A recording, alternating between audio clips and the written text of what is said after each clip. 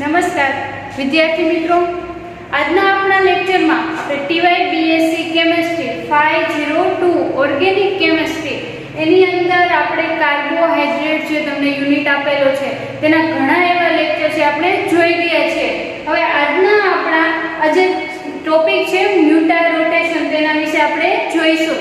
તો મ્યુટા રોટેશન કોને કહેવાય તેના વિશે તો આપણે અગાઉ થોડી એવી ચર્ચા કરેલી છે કે મ્યુટા રોટેશન તમને હાર્વર્ડ પ્રોજેક્શન પ્રમાણે અહીંયા ગ્લુકોઝનું જો સ્ટ્રક્ચર આપેલું છે તો ફર્સ્ટ પોઝિશન પર તમને જે ગોઠવાયેલું આપણને કેવી રીતના હાર્વર્ડ પ્રોજેક્શન પર આપણે ફ્યુરાન રિંગ અને ફ્યુરાન રિંગ વિશે આપણે જોઈ ગયા છીએ.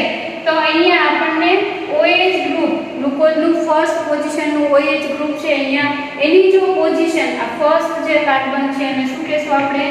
એનોમેરિક કાર્બન કહેશું. તો એનોમેરિક કાર્બન પરનું OH ગ્રુપ જેની પોઝિશન રોટેશન, ઓપ્ટિકલ રોટેશન આપણને ચેન્જ થતું જોવા મળે છે અને સિમ્પલી આપણે મ્યુટા રોટેશન કહીએ છીએ. બટ મ્યુટા રોટેશનની આપણે પ્રોપર ડેફિનેશન જોઈએ તો શું જોવા મળશે? તો કે mutarotation defined as a change the optical rotation, કે ઓપ્ટિકલ રોટેશન ચેન્જ થાય છે. બીકોઝ ઓફ શા માટે ઓપ્ટિકલ રોટેશન ચેન્જ થાય છે? તો change the equilibrium between two anomer, કે ફર્સ્ટ પોઝિશન પર એનોમેરિક કાર્બન, જે ફર્સ્ટ કાર્બન કેવું છે? એનોમેરિક કાર્બન છે, એની પોઝિશન એનું ઇક્વિલિબ્રિયમમાં આપણને ચેન્જીસ જોવા મળે છે. વેન કરસ્પોન્ડિંગ સ્ટીરિયો સેન્ટર ઇન્ટરકન્વર્જેશન, એનું જે પોઝિશન ચેન્જ થાય છે, ઇન્ટરકન્વર્જેશન થાય છે હાઇડ્રોક્સી ગ્રુપનું, એને જ આપણે શું કહેશું? મ્યુટા રોટેશન. તો મ્યુટા રોટેશન આપણને શેના લીધે પોસિબલ જોવા મળે છે? કે એનોમેરિક કાર્બન પર એનું સ્ટીરિયો સેન્ટર પર જે ઇક્વિલિબ્રિયમમાં ઓપ્ટિકલ રોટેશન જોવા મળે છે એને તમે શું કહેશો? મ્યુટા રોટેશન. તો મ્યુટા રોટેશન આપણે જોઈએ ફર્સ્ટ ઓફ ઓલ એના પહેલા આપણે ફિશર પ્રોજેક્શન, એટલે કે ફિશર આપણને ઓપન ચેન સ્ટ્રક્ચર ગ્લુકોઝનું જોવા મળે છે. તો ગ્લુકોઝનું આપણે સ્ટ્રક્ચર જોઈએ તો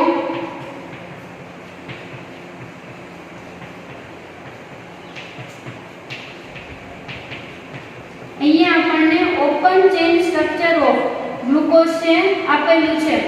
તો ગ્લુકોઝનું સ્ટ્રક્ચર છે આપણે એવું કહીએ છીએ કે એની અંદર આવેલું આલ્ડીહાઇડ સ્ટ્રક્ચર છે એને આપણે રિંગ સ્ટ્રક્ચર આપણે જ્યારે જોયેલું ત્યારે એની અંદર વાત કરેલી કે આલ્ડીહાઇડ ફંક્શનલ ગ્રુપ છે ને ટ્રુ આલ્ડીહાઇડ ફંક્શનલ ગ્રુપ કહેતા નથી. શા માટે? કારણ કે આપણે હાર્વર્ડ પ્રોજેક્શન એટલે કે રિંગ સ્ટ્રક્ચર ઓફ જ્યારે ગ્લુકોઝ દર્શાવીએ છીએ ત્યારે શું જોવા મળે છે? આલ્ડીહાઇડ ફંક્શનલ ગ્રુપ છે એનું હેમી એસિટાલમાં કન્વર્ટ થતું જોવા મળે છે. જો પ્રોપર તમને આલ્ડીહાઇડ ફંક્શનલ ગ્રુપ આપેલું હશે તો આલ્ડીહાઇડ ફંક્શનલ ગ્રુપનું કન્વર્જેશન શેમાં થશે? તો કે એસિટાલમાં. શેમાં કન્વર્ટ થાય છે? એસિટાલમાં. અને એસિટાલ એટલે શું થશે? એક કાર્બન પર તમને 2 OR ગ્રુપ છે તે જોવા મળે છે અને એસિટાલ કહેશું. બટ ગ્લુકોઝ છે તમને ઓપન ચેન સ્ટ્રક્ચર આપેલું છે એનું કન્વર્જેશન જ્યારે રિંગ સ્ટ્રક્ચરમાં આપણે કરીએ છીએ ત્યારે આપણને માત્ર હેમી એસિટાલ ફોર્મ જોવા મળે છે. હેમી એસિટાલ એટલે એક જ OR ગ્રુપ અને OH ગ્રુપ એક છે તે જોવા મળે છે. તો આલ્ડીહાઇડ છે એની તમે alcohol and dry hydrochloric acid આને જ્યારે રિએક્શન કરો છો ત્યારે hemi acetal and also acetal તમને મળે છે. તો અહીં આપણે મ્યુટા રોટેશન જોઈએ છે એની અંદર તમને open chain structure of glucose આપેલું છે. હવે આપણને લોકોને ખ્યાલ છે ગ્લુકોઝનું તમે હાર્વર્ડ પ્રોજેક્શન પ્રમાણે રિંગ સ્ટ્રક્ચર આપણે ડ્રો કરીએ તો મેઇનલી 2 ટાઈપ જોવા મળે છે. એમાં આ જે રિંગ આપણને જોવા મળે છે તેને આપણે ફ્યુરાન રિંગ કહીશું. આ જે રિંગ આપણને જોવા મળે છે એને આપણે પાયરાન રિંગ કહીશું.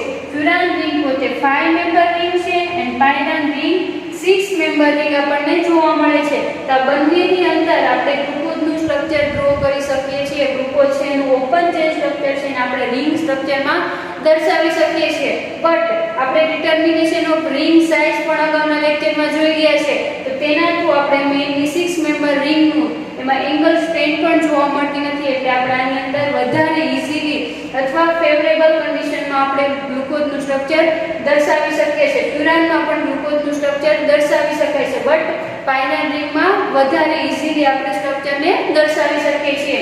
તો આવી રીતના આપણને રિંગ સ્ટ્રક્ચર જોવા મળે છે. તો એની અંદર આપણે જોઈએ તો રિંગ સ્ટ્રક્ચર ફ્યુરાન રિંગ ક્યારે જોવા મળે છે? જ્યારે આપણને 1,4 ઓક્સાઇડ હોય છે ત્યારે ફ્યુરાન રિંગ જોવા મળશે, અને 1,5 ઓક્સાઇડ હશે ત્યારે કઈ રિંગ જોવા મળશે? તો કે પાયરાન રિંગ જોવા મળે છે. તો હવે અહીં આપણે બીટા રોટેશન દર્શાવવા માટે પાયરાન રિંગ છે તેનો ઉપયોગ કરીશું. તો પાયરાન રિંગનો ઉપયોગ કરવા માટે અહીંયા શું જોવા મળશે? તો કે નંબર કન્સિડર કરીએ. 1,5 ઓક્સાઇડ જોવા મળે છે. તો અહીંયા 5th પોઝિશન પર છે તે ઓક્સાઇડ બોન્ડથી બાઇન્ડ થયેલું જોવા મળે છે, અને અહીંયા શું થશે? OH ગ્રુપ આપણને જોવા મળશે. એન્ડ આવી રીતના સ્ટ્રક્ચર છે. હવે આનું તમે રિંગ સ્ટ્રક્ચર દોરો, પાયરાન રિંગ આપણે ડ્રો કરીએ તો શું જોવા મળે છે?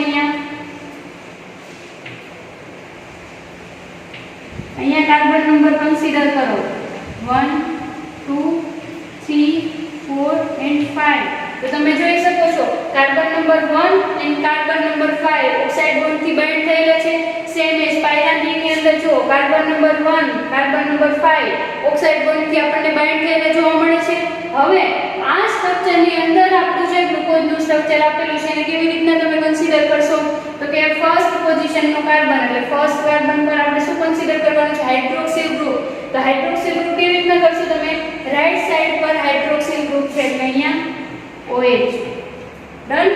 એવી જ રીતના સેકન્ડ પોઝિશન પર પણ રાઈટ સાઈડ છે એટલે ડાઉન. થર્ડ પોઝિશન પર લેફ્ટ સાઈડ OH ગ્રુપ છે એટલે એને અપર કન્સિડર કરશું. એવી જ રીતના ફોર્થ પોઝિશન પર ડાઉન. હવે તમે જોઈ શકો છો ફિફ્થ પોઝિશન છે તે ઓક્સાઇડ બોન્ડથી બાઇન્ડ થયેલી છે અને હાઇડ્રોજન છે. તો અહીંયા કાર્બન જોડે આપણને હાઇડ્રોજન જોવા મળે? તો કે હા. તો 5 પોઝિશન છે ઓક્સાઇડ બોન્ડથી બાઇન્ડ થયેલી છે. એન્ડ ઓલસો 5th પર 6th પોઝિશન શું છે? હાઇડ્રોક્સિલ ગ્રુપ આપણને ઇઝીલી જોવા મળે છે. તો આ સ્ટ્રક્ચર જોવા મળે છે તેને આપણે શું કહેશું? આલ્ફા ગ્લુકોપાયરાનોઝ. આલ્ફા ગ્લુકોપાયરાનોઝ આપણે પાયરાન રિંગ જોવા મળે છે એને આપણે શું કહેશું? પાયરાનોઝ સ્ટ્રક્ચર છે એવું કહીએ છીએ. તો હવે આપણે જોઈએ કે આપણને આલ્ફા ગ્લુકોઝ અને બીટા ગ્લુકોઝ આપણે કેવી રીતના કન્સિડર કરીએ છીએ? તો કે આપણે અગાઉ જોઈ ગયા છીએ કે તમારી પાસે ગ્લુકોઝનું સ્ટ્રક્ચર છે. જ્યારે ગ્લુકોઝનું ક્રિસ્ટલાઇઝેશન કરવામાં આવે વોટર, આલ્કોહોલ અથવા પિરિડિનની પ્રેઝન્સમાં, જો વોટર અને આલ્કોહોલની પ્રેઝન્સમાં જ્યારે ગ્લુકોઝનું આપણે શું કરીએ છીએ? ક્રિસ્ટલાઇઝેશન કરીએ ત્યારે આપણને ઓપ્ટિકલ રોટેશન કેટલું જોવા મળતું હતું? 111 ડિગ્રી. બટ જ્યારે તમે પિરિડિનની પ્રેઝન્સમાં ક્રિસ્ટલાઇઝેશન કરો છો ત્યારે 90 ડિગ્રી આપણને શું જોવા મળે છે? એનું ઓપ્ટિકલ રોટેશન. તો આપણી પાસે એઝ અ ગ્લુકોઝનું સ્ટ્રક્ચર છે પણ બેયના ઓપ્ટિકલ રોટેશન કેવા જોવા મળેલા? ડિફરન્ટ. બટ જ્યારે બંને સ્ટેબલ કન્ડિશનમાં આવે ત્યારે એનું ઓપ્ટિકલ રોટેશન કેટલું જોવા મળતું હતું? 52.2 ડિગ્રી. એટલે કે કોન્સ્ટન્ટ ઓપ્ટિકલ રોટેશન આપણને કેટલું જોવા મળે? 52.2 ડિગ્રી. એટલે કે આ ગ્લુકોઝનું ફાઇનલ ઓપ્ટિકલ રોટેશન આપણને જોવા મળે છે. તો આ બંને આપણને ઓપ્ટિકલ રોટેશન ગ્લુકોઝના જોવા મળતા હતા. તો જે હાયર રોટેશન જોવા મળે તેને આપણે આલ્ફા કીધેલું, અને જે લોઅર રોટેશન જોવા મળે તેને શું કીધેલું આપણે? Beta rotation. જો ગ્લુકોઝના સ્ટ્રક્ચરની અંદર OH ગ્રુપ આવી રીતના ડાઉન પોઝિશનમાં જોવા મળશે તેને શું કહેશું આપણે? આલ્ફા ગ્લુકોપાયરાનોઝ. નાનું ઓપ્ટિકલ રોટેશન કેટલું જોવા મળે છે? 111 ડિગ્રી જોવા મળે છે. લોઅર રોટેશન આપણને 19 ડિગ્રી જોવા મળતું હતું ઓપ્ટિકલ રોટેશન, અને આપણે શું કીધું હતું? બીટા ગ્લુકોપાયરાનોઝ કે OH ગ્રુપ છે એનું ઓપ્ટિકલ રોટેશન થશે અને OH ગ્રુપ છે તે અપર લેયર પર આવી જશે. તો આપણે બીટા ગ્લુકોપાયરાનોઝનું સ્ટ્રક્ચર જોઈએ તો વધારે ખ્યાલ આવશે. તો અહીંયા કાર્બન કન્સિડર કરીએ તો first, second, third, fourth and fifth જોવા મળે છે. 1,5 બોન્ડ છે તે ઓક્સાઇડથી જોડાયેલું છે. ઓપ્ટિકલ રોટેશન થઈ આલ્ફા ગ્લુકોપાયરાનોઝનું ઓપ્ટિકલ રોટેશન થઈ OH ગ્રુપ અહીંયા આવશે. બાકીનું સ્ટ્રક્ચર તમને એઝ યુઝ્યુઅલ જોવા મળશે.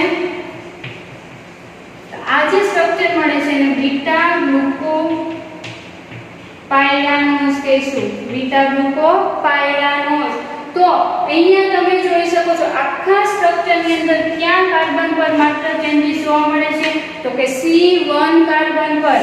જે C1 કાર્બન છે એને તમે શું કહેશો? એનોમેરિક કાર્બન. એનોમેરિક કાર્બન પર કઈ પ્રોસેસ જોવા મળે છે?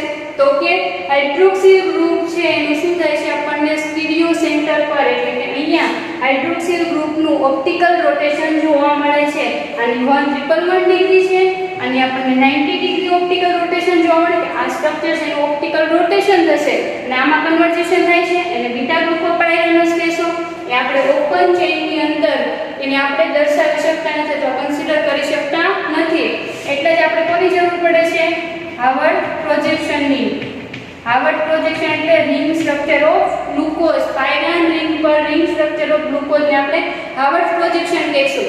તો અહીંયા તમને આલ્ફા ગ્લુકોપાયરાનસ એનું ઓપ્ટિકલ એટલે કે એનોમેરિક કાર્બન પર જે હાઇડ્રોક્સિલ ગ્રુપ છે એનું ઓપ્ટિકલ રોટેશનના લીધે જે તમને ચેન્જીસ જોવા મળે છે આને જ આપણે શું કહેશું? મ્યુટા રોટેશન. તો આવી રીતના આપણને મ્યુટા રોટેશન જોવા મળે છે.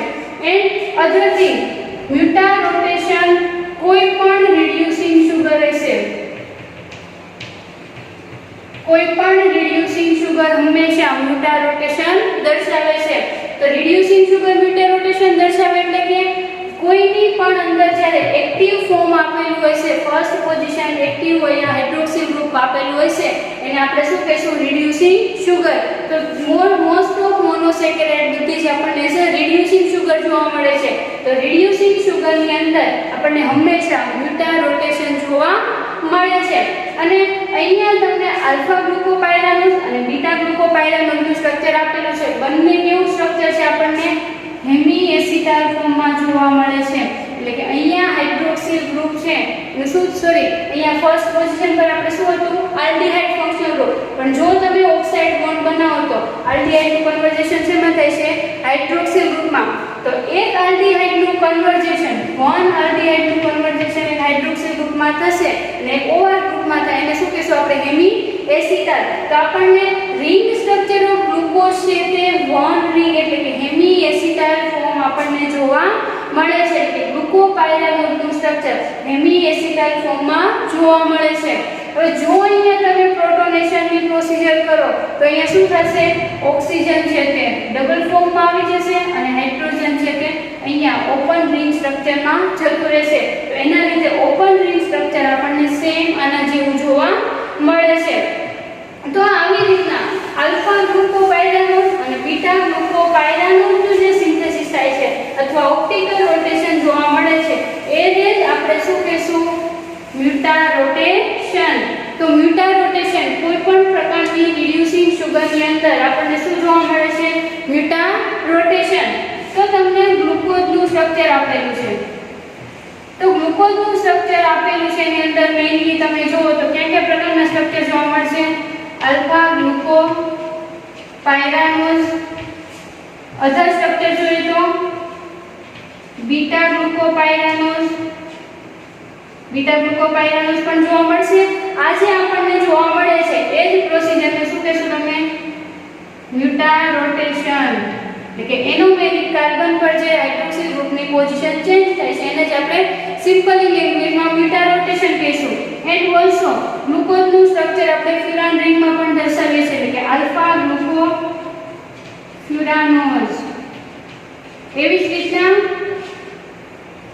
બીટા ગ્લુકોફ્યુરાનોઝ, બીટા ગ્લુકોફ્યુરાનોઝ પણ જોવા મળે છે. તો આ તો મ્યુટા રોટેશન કે મ્યુટા રોટેશનની અંદર મેઇનલી એનોમેરિક કાર્બન પર જે પોઝિશન ચેન્જ થવાની પ્રોસિજર છે ઓપ્ટિકલ રોટેશન થાય છે એને જ આપણે શું કહેશું? મ્યુટા રોટેશન. અને કોઈ પણ પ્રકારની એટલે કે બધી જ રિડ્યુસિંગ સુગર આપણને મ્યુટા રોટેશન જોવા મળે છે.